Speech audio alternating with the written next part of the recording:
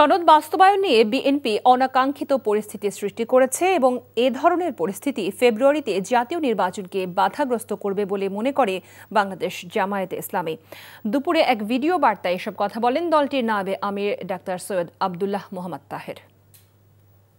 প্রধান উপদেষ্টা নথি স্বীকার করবেন, বশ্যতা স্বীকার করবেন এবং ষড়যন্ত্রের কাছে নথি স্বীকার করে উনি সনদকে আইনি ভিত্তি দেওয়ার ক্ষেত্রে পিছিয়ে যাবেন, এটা আমরা আশা করি না। সংস্কার রিফর্ম ছিল ওনারই নিজস্ব প্রোডাক্ট এবং উনি ওনার এই সন্তানকে নিজ হাতে ছুরি দিয়ে হত্যা করবেন, এটা জাতি বিশ্বাস করে না।